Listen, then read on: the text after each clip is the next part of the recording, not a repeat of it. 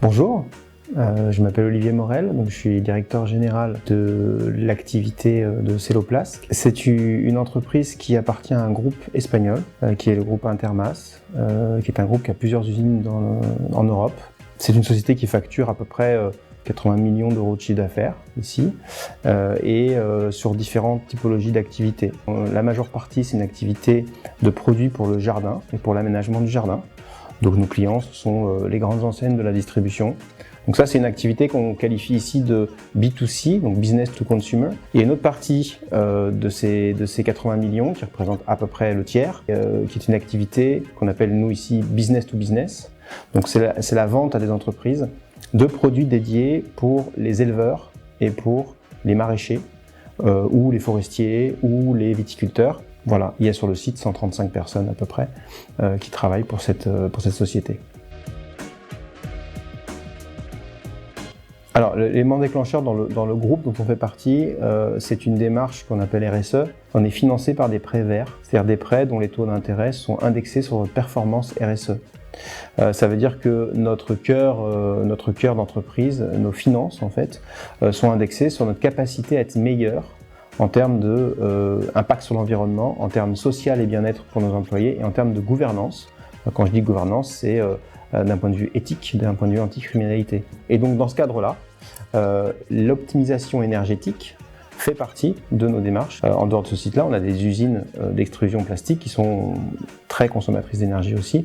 Et donc on se pose depuis longtemps la question de savoir comment on fait mieux en termes de consommation d'énergie, ce qui nous a amené tout simplement à parler de projets de, pourquoi pas, d'énergie renouvelable, et donc pour pouvoir y accéder, avoir un diagnostic de ce qu'on consomme, c'est absolument indispensable. Alors là, pour le coup, on a été très guidé en fait par l'installateur lui-même. On a fait confiance à ses préconisations et à ce que le propriétaire avait déjà utilisé pour avoir via Enerfox, via VisualFox, l'application, un diagnostic de notre consommation en fonction des compteurs en fait qu'on a ici en temps réel, qui nous permettent d'avoir un recul par rapport à notre consommation mois après mois. Évidemment, il faut qu'on ait un recul, on va dire, sur une période un peu longue pour voir quels sont les pics de consommation qu'on peut avoir et notre comportement de consommation vis-à-vis de l'électricité qu'on consomme.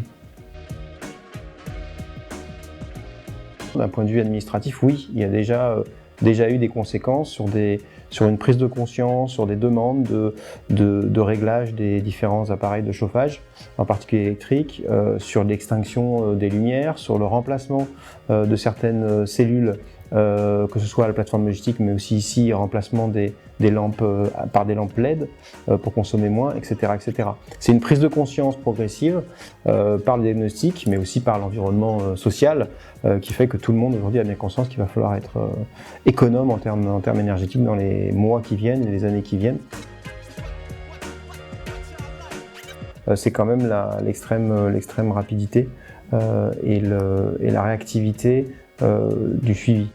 Une agilité, une réactivité de suivi qui est intéressante. Comme ça que je le qualifierais pour l'instant. Pour moi, ce qui me vient, c'est diagnostic, live, optimisation.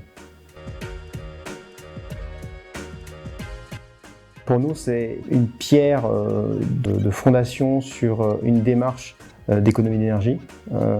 Bien savoir ce qu'on consomme et comment on le consomme et quand on le consomme, c'est un passage obligé. Donc pour nous, ça représente vraiment une base solide pour aller au-delà et plus loin, savoir ce qu'on installe en termes d'alternatives, en termes d'énergie, dans quelle proportion et pour quelles économies, à la fois pour notre activité, mais à la fois pour l'environnement, et essayer d'apporter notre pierre à l'édifice.